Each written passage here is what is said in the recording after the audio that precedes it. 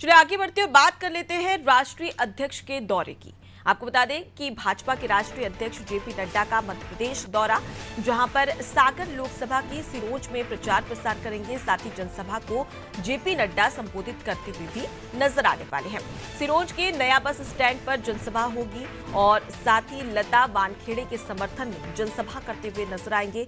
तीसरे चरण में सागर लोकसभा में चुनाव होना है, उसी की तैयारी में अब भाजपा जुटी हुई है। तो देखिए 48 घंटे पहले प्रचार प्रसार थम जाता है और 7 मई को लोकसभा चुनाव का मध्य प्रदेश में तीसरे चरण में मतदान होना है। उससे पहले अब लगातार भाजपा की ओर से एक के बाद एक तमाम जो दिग्गज है उनका चुनावी दौरा शुरू हो चुका है। हमने देखा पिछले दिनों कि किस प्रकार से प्रधानमंत्री नरेंद्र मोदी और केंद्रीय गृह मंत्री अमित शाह और साथ ही तमाम जो बड़े दिग्गज नेता हैं और मुख्यमंत्री डॉक्टर मोहन यादव तो स्वयं कमान संभाले हुए हैं, साथ ही प्रदेश के साथ ही अन्य राज्यों में भी प्रचार करते हुए नजर आ रहे हैं। और इसी के तहत अब राष्ट्रीय अध्यक्ष जेपी नड्डा का प्रचार प्रसार शुरू होगा, जहां आज वो चुनावी धुआंधार प्रचार करने वाले हैं। और लता वानखेड़े जो कि सागर लोकसभा सीट से भाजपा की प्रत्याशी बनाई गई है, उनके समर्थन में प्रचार प्रसार करते हुए भी नजर आने वाले हैं। चलिए इस खबर पर ज्यादा जानकारी ले लेते हैं। शबाना लगातार हमारे साथ में जुड़ी हुई है।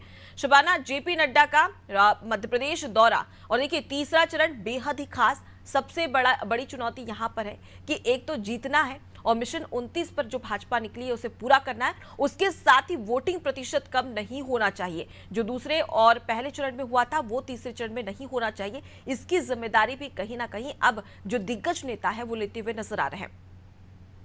देखिए बिल्कुल, मैं आपको बताना चाहूंगी कि भाजपा के जो राष्ट्रीय अध्यक्ष जेपी नड्डा वो आज मध्य प्रदेश के दौरे में रहेंगे। सागर के सिरौज विधानसभा में वो जनसभा करते हुए नजर आएंगे। नया बस स्टैंड में उनका कार्यक्रम आयोजित किया। लगभग 4:30 बजे के बाद वो यहाँ पर प्रचार प्रसार करेंगे और एक सभा को संबोधित करेंगे। लता वानखेड़े के लिए यहाँ पर प्रचार प्रसार करते हुए जेपी नड्डा नजर आएंगे। आप देखेंगे तीसरे चरण में जो है सागर लोकसभा सीट में भी चुनाव है। ऐसे में पार्टी के तमाम दिग्गज सागर पहुंच रहे हैं और बुंदेलखंड के गढ़ को सेधने के लिए तमाम प्रयास करते हुए नजर आ रहे हैं। तो कहीं ना कहीं आज जेपी नड्डा का दौरा मध्य प्रदेश में बहुत खास होने वाला है। किस तरीके से चुनाव प्रचार करेंगे ये भी देखने को मिलेगा और इसके अलावा पहले और दूसरे चरण में जो वोटिंग प्रतिशत कम हुई थी उसको किस तरीके से यहाँ पर भारतीय जनता पार्टी बढ़ा पाती है वो यहाँ पर देखने को मिलेगा। तो कहीं ना कहीं आज बीजेपी और कांग्रेस दोनों के दिग्गजों का दौरा मध्य प्रदेश के अलग अलग हिस्सों में है। तो कहीं ना कहीं साफ तौर पर आज ये देखने को मिलेगा कि किस तरीके से चुनावी माहौल यहाँ पर भाजपा और कांग्रेस बनाने की कोशिश करती है। जी बिल्कुल, तो अब देखने वाली बात होगी कि जेपी नड्डा की ओर से किस प्रकार से माहौल बनाया जाता है भाजपा